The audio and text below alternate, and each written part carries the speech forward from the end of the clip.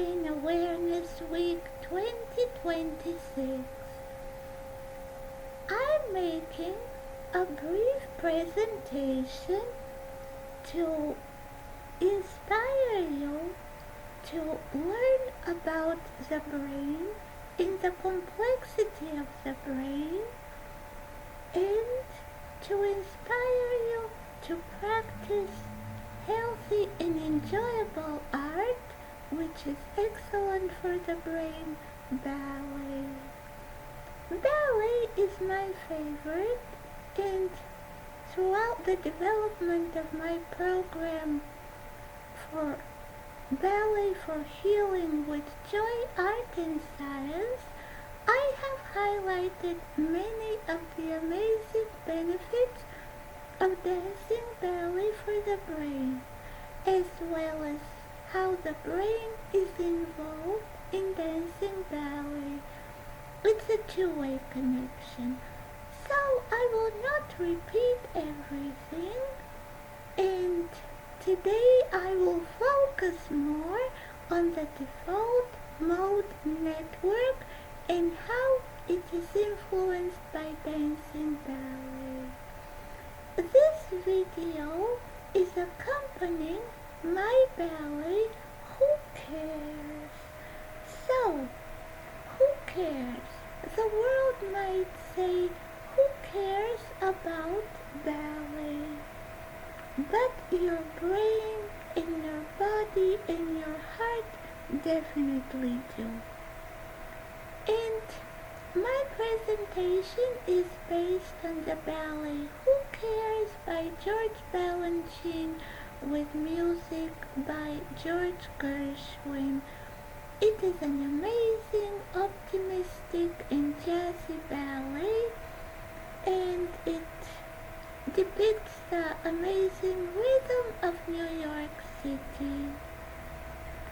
And so, in a world full of stressors and chasing goals, choosing to disconnect for a while with an amazing activity such as dancing ballet, a carefree ballet, is a non-conformist act of mental health and caring for your brain. And this way you achieve a flow state for the time that you are dancing, and you disconnect from all of your worries and anxieties and thinking about the future and what could have been, and the default mode network, the part of the brain which is responsible for these thoughts and ruminations and worrying, is switched off. And instead, in its place, the task positive network is activated. And so this is positive psychiatry. Ignoring what is going wrong, such as the stressors and ruminations, and focusing on what is going right. And not caring is not actually apathy, but it is about releasing the pathological mental tension and focusing on what's going right in your life and relaxing. And this is excellent for the brain in its functioning. And since I mentioned the default mode network and the task positive network, I want to say something about what they are and why ballet is so excellent for switching off the default mode network. First, to say that the default mode network, this is the internal focus. It is active during daydreaming, self-reflection, and mind-wandering. And core brain regions are the medial prefrontal cortex in the posterior cingulate cortex, but also the hippocampus and the pretumius. And the task positive network is the external focus. It engages when you focus on specific demanding tasks. And in ballet, this network is fully engaged as you process music, the choreography, you maintain balance, and you also have to coordinate your movements with the surrounding environment and with the people that you're dancing with. In some regions of the brain which are involved in this network are the dorsolateral prefrontal cortex and the posterior parietal cortex. And since I talk about the brain, and it is Brain Awareness Week, I want to show you this brain atlas that I have from when I was studying for my medical school exams. And this is an atlas of the human brain. And here we can see the human brain with the frontal lobe, and here we have the hippocampus, and here we have the cerebellum and the medulla and all of the other parts of the brain. And this brain was constructed using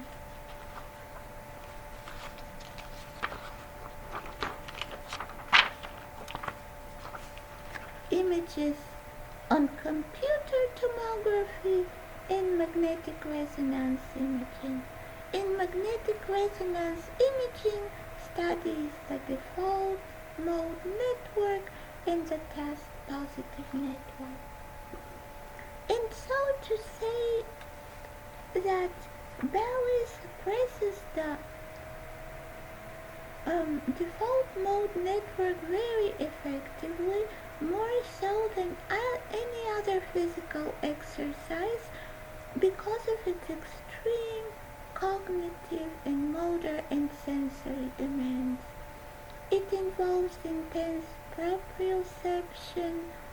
You have to maintain turnout or arabesque, which require constant sensory feedback, muscle control, visual control, and engage so many parts of the brain, including motor cortex, somatosensory cortex, cerebellum, and prefrontal cortex. And also ballet involves audiovisual entrainment, when the dancer synchronizes their body movements to an external rhythm. And this recruits sensory, cognitive, and motor circuits. And they effectively suppress the default mode network.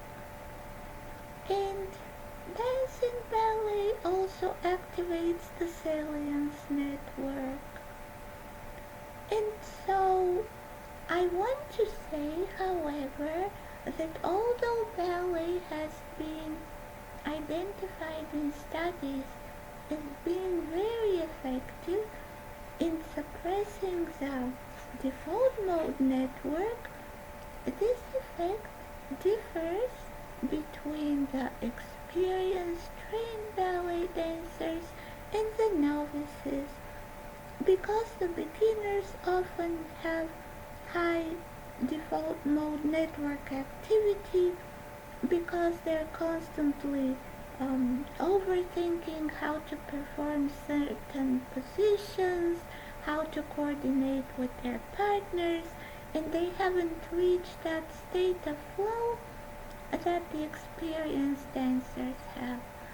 And so this shows why it is so important to dance ballet regularly, of course, if you enjoy it. And so after this brief introduction, introduction of these brain regions, I hope that I sparked your interest to learn more about them because they're so important in the daily lives. And the default mode network and the task positive network are in opposition. When the default mode network is switched off, the task positive network predominates. And it is important in understanding of brain disorders such as ADHD, autism, depression, Alzheimer's, and so ballet could be very useful in such brain disorders in which there is a difficulty in switching off the default mode network. And so this is the main reason that I wanted to highlight today. There are many other reasons why ballet is excellent for the brain, and some of them are that ballet activates so many brain regions. I already said about this, but prefrontal, frontal cortex, motor cortex, somatosensory, the basal ganglia, which are involved in movement, the cerebellum, hippocampus involved in learning and memory, the visual, the temporal cortex, and emotional centers of the brain. And ballet stimulates neuroplasticity. This means formation of beneficial neural circuits and also increase of some brain regions such as the hippocampus, which are involved in learning and memory.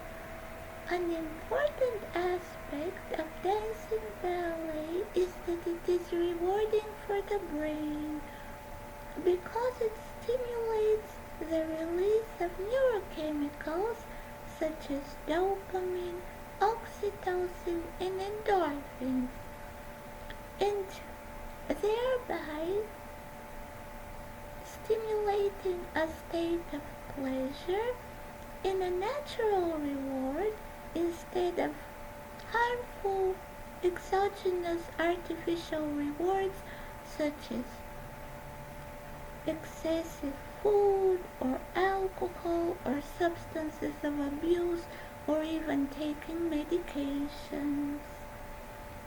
And another aspect which is good for the brain is that ballet, by channeling emotions and energy and transforming them into a pleasurable activity, provides a way to counteract stress. And we know that stress triggers so many brain disorders, including depression and schizophrenia and Alzheimer's disease and anxiety and autism and many more.